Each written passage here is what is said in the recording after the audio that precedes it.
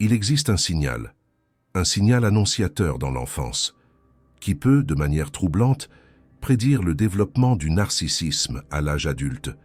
Ce n'est pas ce que la plupart des gens imaginent. Ce n'est pas l'enfant qui recherche l'approbation constante. Ce n'est pas l'enfant qui semble arrogant ou imbu de lui-même. Ce n'est pas l'enfant qui se croit supérieur aux autres. Le signal le plus perfide est invisible, il est silencieux, et il est souvent, trop souvent, confondu avec quelque chose de positif, une marque d'indépendance précoce. Carl Jung a passé des décennies à étudier les origines du narcissisme, et il a identifié un schéma, un patron, qui apparaît bien avant que le comportement narcissique ne se manifeste clairement. Dans les prochaines minutes, je vais vous dévoiler ce signal.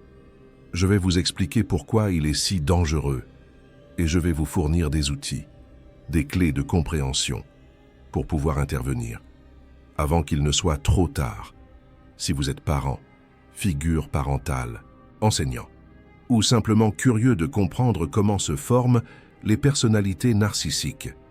Cette vidéo pourrait radicalement changer votre perception des enfants qui vous entourent.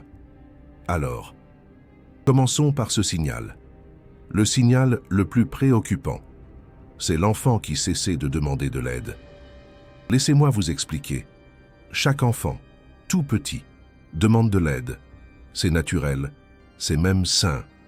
Les enfants ne savent pas faire les choses seuls. Ils ont besoin des adultes pour survivre et pour apprendre. Quand un enfant tombe, il pleure et il cherche le regard de son parent ou de sa figure d'attachement. Quand il n'arrive pas à ouvrir un pot de confiture, il demande de l'aide. Quand il a peur, il cherche du réconfort. C'est le comportement normal et attendu d'une psyché infantile saine et équilibrée. Mais quelque chose se produit chez certains enfants. À un moment donné, ils s'arrêtent. Ils cessent de pleurer quand ils tombent. Ils cessent de demander de l'aide quand ils en ont besoin. Ils cessent de chercher du réconfort quand ils ont peur. Ils apprennent à tout faire seuls. Ils apprennent à ne besoin de personne.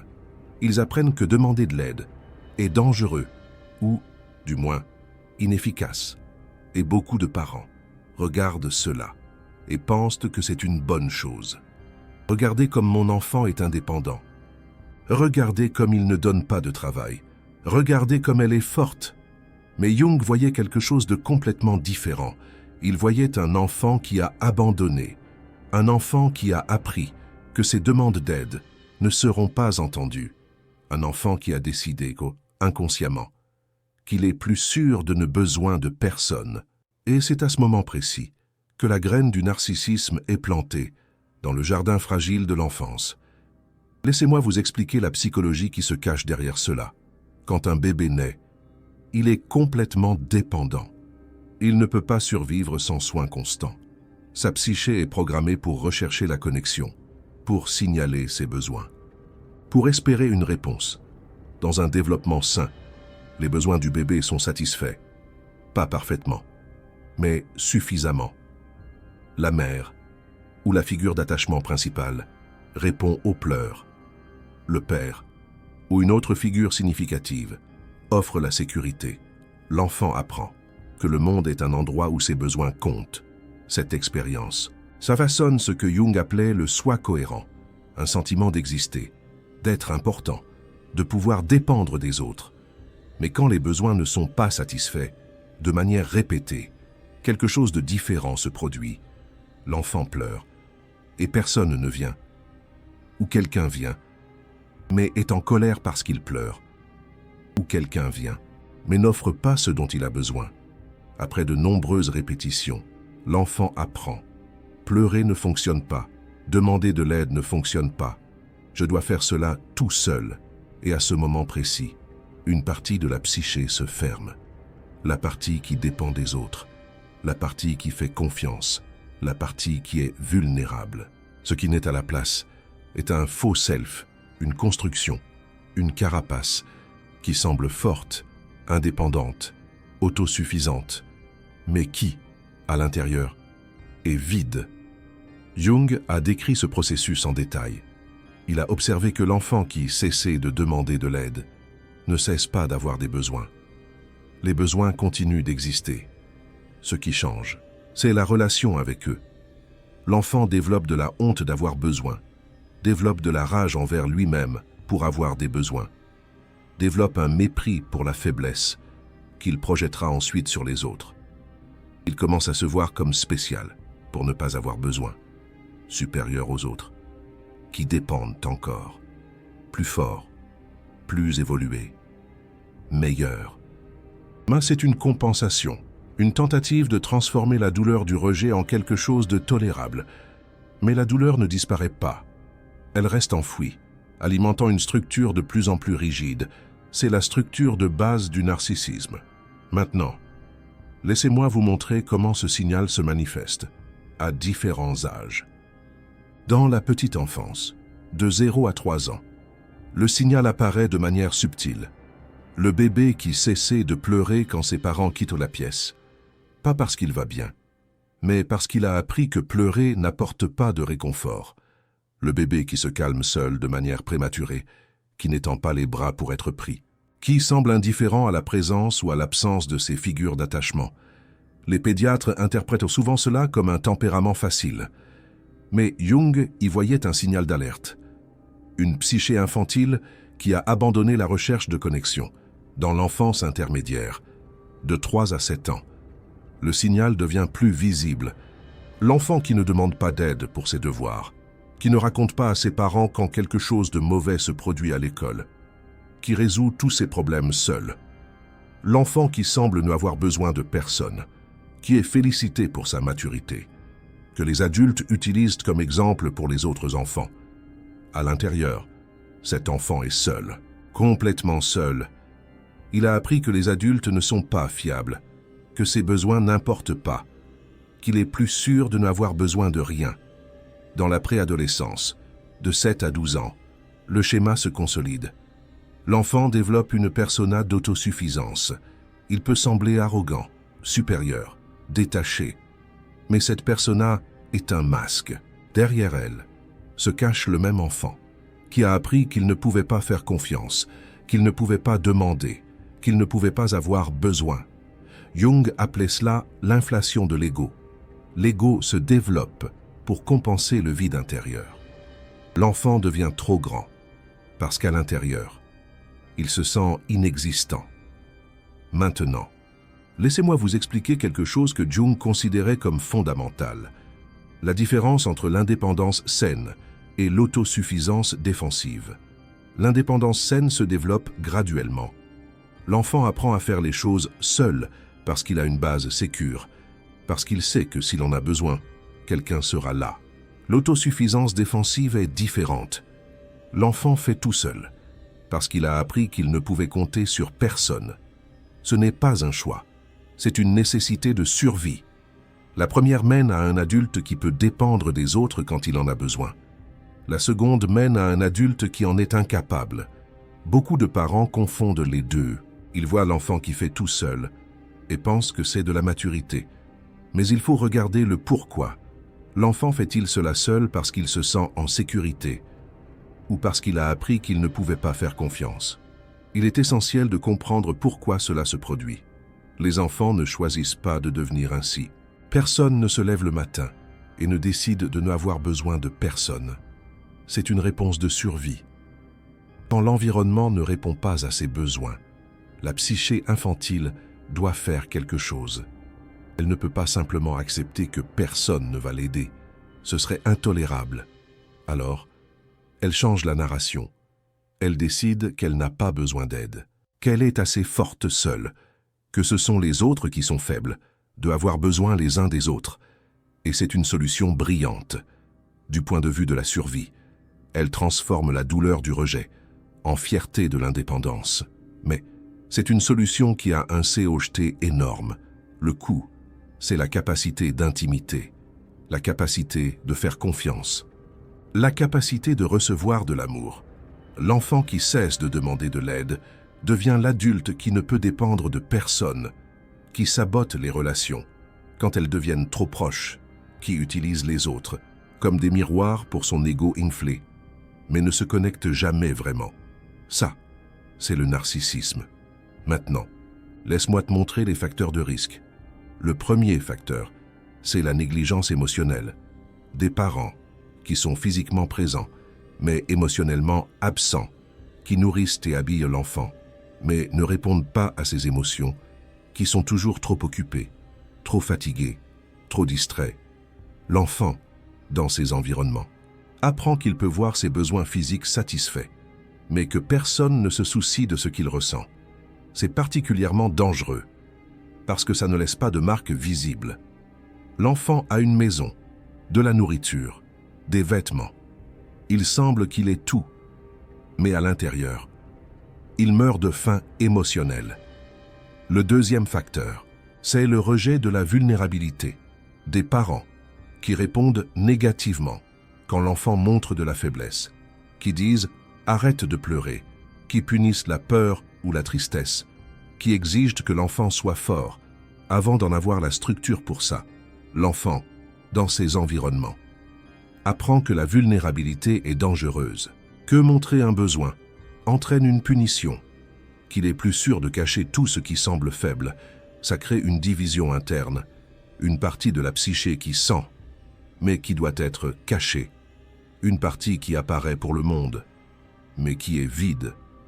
Le troisième facteur, c'est la parentification, quand l'enfant est placé dans le rôle de soignant, quand il doit s'occuper des frères et sœurs, ou du père émotionnellement instable, ou de la mère déprimée. L'enfant, dans ces environnements, apprend que ses besoins n'importent pas, que son rôle est de s'occuper des autres, de ne jamais être pris en charge, que demander quelque chose pour lui serait de l'égoïsme.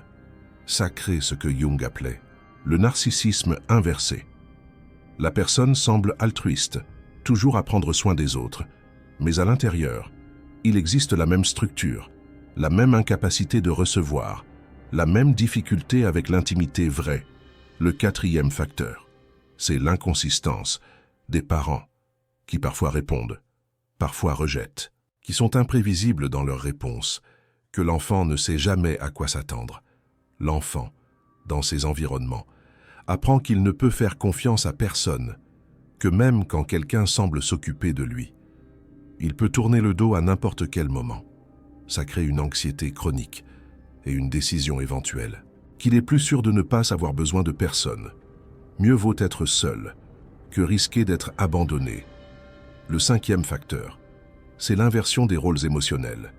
Quand les parents utilisent l'enfant pour réguler leurs propres émotions, quand ils attendent que l'enfant les console, quand ils déballent des problèmes d'adultes avec lui.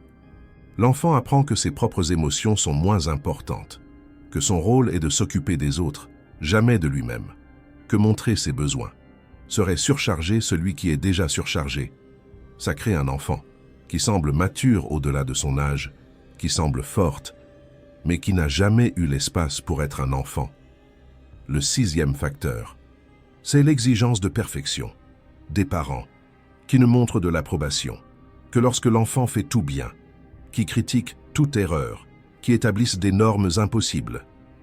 L'enfant apprend que l'amour est conditionnel, qu'il doit être parfait pour être accepté, que toute faiblesse sera punie.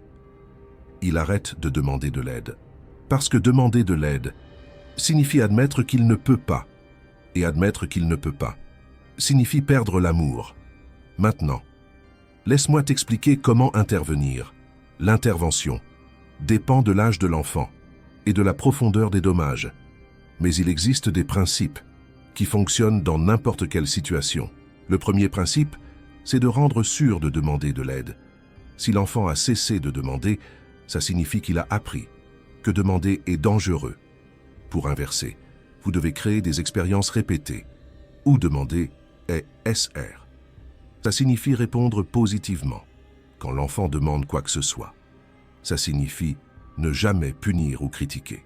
Les demandes d'aide, ça signifie célébrer la vulnérabilité. N'attendez pas que l'enfant commence à demander de rien. Vous devez créer des opportunités. Demandez-lui s'il a besoin d'aide. Offrez-lui avant qu'il ne demande. Montrez-lui que vous êtes disponible, peu à peu, si l'expérience est constamment positive. l'enfant peut commencer à prendre des risques à nouveau. Le deuxième principe, c'est valider les émotions. L'enfant qui cesse de demander de l'aide a souvent cessé d'exprimer des émotions. Il a appris que ces émotions n'importent pas ou causent des problèmes. Pour inverser, vous devez valider tout ce qu'il ressent, sans juger, sans essayer de réparer, sans minimiser. S'il est triste, vous dites « Il est compréhensible que tu sois triste ». S'il est en colère, vous dites « Je comprends que tu sois en colère ». S'il a peur, vous dites « Il est normal d'avoir peur de ça ». Ça semble simple, mais pour les enfants, qui n'ont jamais eu leurs émotions validées, c'est révolutionnaire. Le troisième principe, c'est modéliser la vulnérabilité. Les enfants apprennent en observant. Si les adultes autour d'eux ne demandent jamais d'aide, ne montrent jamais de faiblesse, n'admettent jamais qu'ils ont besoin des autres, l'enfant apprend que c'est ce qui est attendu. Montrez à l'enfant que les adultes aussi demandent de l'aide, que les adultes aussi ressentent de la peur, que les adultes aussi ont besoin des autres. Ça donne la permission. Ça montre que la vulnérabilité n'est pas un échec, que avoir besoin des autres est humain. Vous pouvez dire des choses comme « J'ai besoin de ton aide avec ça » ou « J'ai une journée difficile ». Pas besoin d'être grand ou dramatique. De petits moments de vulnérabilité authentique suffisent. L'enfant observe tout. S'il voit que les adultes demandent de l'aide et que rien de mauvais n'arrive, il commence à considérer que peut-être, c'est sûr pour lui aussi. Le quatrième principe, c'est créer une connexion sans demande. Beaucoup de parents n'interagissent avec l'enfant que quand ils veulent quelque chose, quand il est l'heure de faire les devoirs, quand il est l'heure de manger, quand il est l'heure de dormir. L'enfant apprend que la connexion vient avec la demande, que la proximité signifie que quelque chose sera exigé. Créez des moments de connexion où vous ne voulez rien. Asseyez-vous à côté de lui sans but. Soyez présent sans agenda.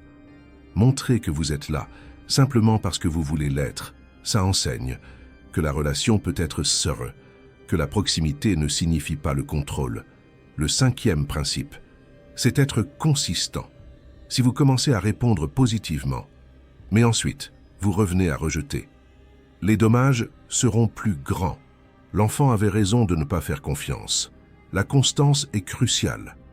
Si vous avez promis d'être disponible, soyez-le. Si vous avez dit qu'il pouvait tout vous raconter, écoutez sans juger. Quand il raconte, ça prend du temps. L'enfant ne fera pas confiance immédiatement. Il va tester. Il va attendre le rejet. Il faudra du temps pour croire que les choses ont changé. Soyez patient, soyez constant. Continuez à lui montrer que c'est sûr, même quand elle n'y croit pas encore. Maintenant, laissez-moi vous parler des signaux indiquant que l'intervention fonctionne. Le premier signal, c'est l'enfant qui commence à demander de petites choses. Un verre d'eau, de l'aide pour une tâche simple. Cela semble insignifiant, mais c'est énorme. Cela signifie qu'elle teste si c'est sûr, si elle peut faire confiance. Le deuxième signal, c'est l'enfant qui commence à exprimer des émotions négatives, de la colère, de la tristesse, de la frustration. Avant, elle cachait tout. Maintenant, elle commence à montrer. Cela signifie qu'elle commence à croire qu'elle ne sera pas punie pour ressentir. Le troisième signal, c'est l'enfant qui commence à rechercher la proximité physique. S'asseoir près, demander un câlin, vouloir rester ensemble. Avant, elle maintenait une distance, comme protection. Maintenant, elle commence à prendre des risques. Le quatrième signal, c'est l'enfant qui commence à parler de choses qui la dérangent. Des problèmes à l'école, des conflits avec des amis, des peurs. Avant, elle gardait tout pour elle. Maintenant, elle commence à partager. Ces signaux peuvent sembler petits, mais chacun représente une énorme victoire. Un enfant qui avait décidé qu'il était plus sûr de n'avoir besoin de personne commence à prendre des risques à nouveau. Célébrez chaque petit pas, mais pas de manière exagérée, qui ressemblerait à de la pression. Répondez simplement avec présence et attention. Maintenant, laissez-moi vous parler du moment où une aide professionnelle est nécessaire. Si l'enfant montre déjà des signes clairs de narcissisme, comme un manque d'empathie, de la manipulation, une grandiosité extrême. L'intervention familiale peut ne pas suffire. Si les schémas sont très enracinés, une thérapie infantile spécialisée est nécessaire. Un professionnel peut créer un environnement sûr pour que l'enfant réapprenne à faire confiance. Si les parents font partie du problème, ce qui est souvent le cas, une thérapie familiale est essentielle. Il ne sert à rien de travailler avec l'enfant. Si l'environnement qui a créé le problème reste le même, il est important de ne pas avoir honte de chercher de l'aide. Reconnaître que l'on a besoin de soutien n'est pas un échec. C'est exactement l'opposé du narcissisme que vous voulez prévenir. En fait, chercher de l'aide, c'est montrer à l'enfant exactement le comportement que vous voulez qu'il apprenne. Vous montrez que les adultes ont aussi besoin de soutien, que demander de l'aide est normal et sain, comme disait si bien Françoise Dolto. Certains parents résistent à la thérapie parce qu'ils pensent qu'ils devraient pouvoir résoudre les problèmes seuls, qu'admettre qu'ils ont besoin d'un professionnel, c'est admettre un échec. Mais c'est exactement le schéma que vous essayez de briser chez l'enfant. L'idée qu'avoir besoin d'aide est une faiblesse, que nous devons tout faire seuls. Si vous voulez que votre enfant apprenne à demander de l'aide, vous devez apprendre en premier. Maintenant, une réflexion importante. Si vous vous êtes reconnu dans cette description, non pas comme parent, mais comme l'enfant qui a arrêté de demander de l'aide, sachez qu'il n'est jamais trop tard.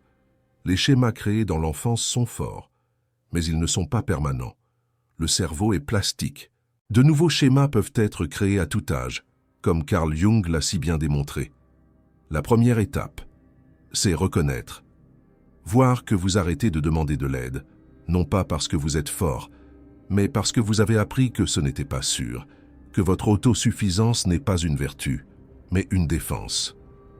La deuxième étape, c'est prendre des risques, commencer à demander de petites choses, à montrer de petites vulnérabilités, à tester si c'est sûr d'avoir besoin de quelqu'un. C'est terrifiant. Tout votre système va crier que c'est dangereux, que vous allez être rejeté, qu'il est plus sûr de continuer seul. Votre corps va réagir. Anxiété, panique, envie de fuir. Ce sont des réactions normales. Quand vous faites quelque chose que votre psyché infantile a classé comme dangereux, ne laissez pas ces réactions vous arrêter. Ce sont des échos du passé. Ce ne sont pas des signaux de danger réels dans le présent. Ce système a été créé dans une situation qui n'existe plus. Vous n'êtes plus un enfant dépendant de personnes qui ne répondaient pas. Vous êtes un adulte qui peut choisir avec qui se lier. Vous pouvez choisir des personnes sûres. Vous pouvez sortir de relations qui ne fonctionnent pas. Vous pouvez vous protéger, de façon que vous ne pouviez pas quand vous étiez enfant. Trouvez des personnes sûres, des thérapeutes, des amis, des partenaires qui démontrent une capacité à répondre. Et commencez lentement. Une petite demande à la fois. La capacité de dépendre des autres peut être reconstruite. L'intimité peut être réapprise. La connexion véritable est possible. Jung croyait profondément en la capacité de la psyché à se guérir. Même les blessures profondes de l'enfance peuvent être transformées, non pas effacées, mais intégrées, utilisées comme source de sagesse, au lieu de prison. Il a observé que les personnes qui ont fait ce travail deviennent souvent extraordinairement empathiques, parce qu'elles connaissent la douleur, parce qu'elles comprennent ce que c'est que d'avoir besoin et de ne pas être entendues, parce qu'elles connaissent le prix de la déconnexion. La blessure devient un don, non pas parce qu'elle était nécessaire ou bonne, mais parce qu'elle peut être transformée. Et cette transformation est possible à tout âge. Jung a travaillé avec des personnes de 70, 80 ans, qui ont finalement appris à faire confiance, qui ont finalement découvert qu'elles pouvaient avoir besoin de quelqu'un. Il n'est jamais trop tard. Maintenant. Laissez-moi vous raconter une histoire, un cas qui illustre tout cela. Une petite fille de 6 ans a été amenée en thérapie parce qu'elle n'avait pas d'amis à l'école. Elle restait seule, à la maison. Elle restait dans sa chambre. Elle ne demandait rien. Elle ne se plaignait de rien. Elle semblait complètement autosuffisante. Les parents pensaient qu'elle était simplement introvertie, que c'était son tempérament, qu'elle n'avait pas besoin de beaucoup d'interactions sociales. Mais le thérapeute a vu quelque chose de différent. Il a vu un enfant qui avait abandonné, qui avait appris, à un moment donné, qu'il ne servait à rien d'essayer. L'enquête a révélé que les parents travaillaient beaucoup, que la petite fille restait avec des nounous qui changeaient fréquemment, que lorsque finalement, elle voyait ses parents, ils étaient fatigués et impatients. La petite fille a appris que ses demandes d'attention dérangeaient, qu'être invisible était plus sûr, qu'avoir besoin de quelqu'un apportait des problèmes. À 6 ans, elle avait déjà construit une forteresse autour d'elle-même. Elle avait déjà renoncé à la connexion. Elle était déjà sur le chemin du narcissisme. L'intervention a été longue. Les parents ont dû changer radicalement leurs priorités. Ils ont dû créer du temps pour la connexion, sans demande.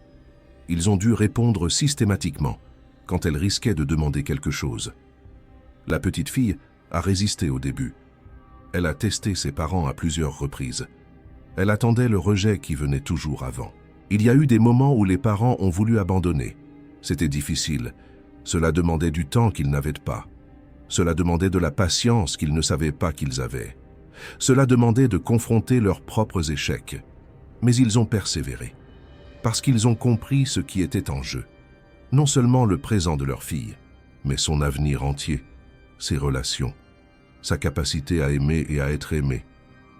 Le thérapeute les a aidés à comprendre que chaque petit rejet, chaque moment d'impatience, reconfirmait à la petite fille qu'elle avait raison de ne pas faire confiance, que la constance était absolument essentielle, mais peu à peu, avec constance et patience, quelque chose a commencé à changer. Elle a commencé à demander de petites choses. Tout a commencé par se manifester quand elle était triste. Elle se tournait vers ses parents quand elle avait besoin de réconfort. La première étreinte spontanée est survenue après 8 mois d'efforts. Sa mère a pleuré. Ce simple geste représentait un changement tectonique dans la psyché de sa fille. Un véritable tremblement de terre intérieur. À 10 ans, c'était une enfant différente. Elle avait des amis. Elle exprimait ses émotions. Elle demandait de l'aide quand elle en avait besoin. La forteresse n'a pas complètement disparu. Elle ne disparaîtra probablement jamais. Mais elle a cessé d'être sa seule façon d'exister au monde. Elle a développé la capacité de choisir quand être indépendante et quand demander de l'aide. Elle a appris que la vulnérabilité n'est pas une faiblesse, que la connexion n'est pas une perte de soi. Et les parents ont aussi changé. Ils ont appris à voir au-delà du comportement superficiel, à reconnaître que l'enfant qui ne demande rien est l'enfant qui en a le plus besoin, que le silence ne signifie pas que tout va bien, que derrière ce silence, il y a souvent un cri. Cela montre que l'intervention est possible, que le chemin du narcissisme peut être dévié, que les enfants peuvent réapprendre à faire confiance, que comme la scène, on peut changer de cours. Et ce cas n'est pas unique. Il existe des milliers d'histoires comme celle-ci. Des enfants qui étaient sur la voie du narcissisme et ont été sauvés par des parents qui ont décidé de changer. Le dénominateur commun dans toutes ces histoires est le même. Des adultes qui ont reconnu le problème, qui ont assumé leurs responsabilités, qui ont fait le travail difficile de changer. L'enfant ne peut pas se sauver seul. Il a besoin d'adultes qui voient au-delà du masque, qui comprennent que l'autosuffisance n'est pas une force, mais une défense. Un mur élevé pour se protéger de la douleur, qui répondent à la demande silencieuse d'aide, un appel à l'aide lancé depuis les profondeurs de l'âme. Mais cela requiert un engagement, cela requiert de la consistance, cela requiert que les adultes changent en premier, un peu comme un phare qui guide un navire dans la nuit. Maintenant, une dernière réflexion importante. Si vous lisez ceci en tant qu'adulte qui reconnaît ce schéma en lui-même, je veux que vous sachiez quelque chose. Ce n'est pas votre faute. Vous étiez un enfant. Vous avez fait ce que vous deviez faire pour survivre. L'autosuffisance que vous avez développée vous a protégé dans des situations qui étaient intolérables autrement. Une armure forgée dans le feu de l'adversité. Mais maintenant, vous êtes adulte. Et cette même autosuffisance qui vous a protégé dans l'enfance peut être en train de vous limiter maintenant. Elle peut devenir une prison dorée. Elle vous empêche d'avoir des relations profondes. Elle vous empêche de recevoir de l'amour véritable. Elle vous empêche de connaître la paix qui vient de savoir que vous n'êtes pas seul. La bonne nouvelle est que les schémas peuvent changer. Le cerveau est plastique. De nouveaux chemins peuvent être créés à n'importe quel âge. Tel un jardin que l'on peut cultiver et transformer. Ça ne va pas être facile. Votre psyché va résister. Ça va paraître dangereux. Ça va déclencher de l'anxiété et de la peur. C'est comme affronter une tempête en mer. Mais de l'autre côté, il existe quelque chose que vous n'avez jamais connu. L'expérience d'être vu, écouté, aimé sans avoir à rien faire pour le mériter. Le véritable trésor enfoui au fond de vous. Ça vaut la peine d'affronter la peur pour ça. C'est un voyage qui en vaut la peine. Carl Jung a passé sa vie à aider les gens à faire ce voyage. Il savait que c'était possible, que même les blessures profondes de l'enfance peuvent être guéries, que la psyché a une tendance naturelle à rechercher l'intégration et la santé, un peu comme une plante qui cherche la lumière. Confiez-vous à cette tendance, confiez-vous au processus, confiez-vous au fait que vous pouvez apprendre ce qu'on ne vous a jamais enseigné. À la prochaine vidéo. Et souvenez-vous, l'enfant qui semble n'avoir besoin de personne est l'enfant qui en a le plus besoin. Ne vous laissez pas tromper par le masque d'autosuffisance. Derrière lui, il existe une demande silencieuse d'aide. Répondez à cette demande, avant qu'il ne soit trop tard. Et si vous êtes cet enfant, maintenant adulte, sachez qu'il n'est jamais trop tard pour demander de l'aide. Il n'est jamais trop tard pour apprendre à faire confiance. Il n'est jamais trop tard pour découvrir que vous n'avez pas à tout faire seul. Le premier pas est le plus difficile, mais vous pouvez le faire. Et chaque pas après celui-ci devient un peu plus facile. Vous méritez la connexion. Vous méritez l'intimité. Vous méritez d'être vu. L'enfant à l'intérieur de vous attend encore. Il a encore de l'espoir. Même après tant de temps. Il veut encore croire que quelqu'un va répondre. Soyez cette personne pour vous-même. Et ensuite, trouvez d'autres qui peuvent l'être pour vous aussi. Commencez maintenant. Le premier petit pas. Et ensuite, le prochain. Et ensuite, le prochain. Le voyage de 1000 lieues commence par un seul pas. Faites ce pas aujourd'hui. Vous le pouvez. Vous le méritez. Vous êtes digne d'amour et de connexion.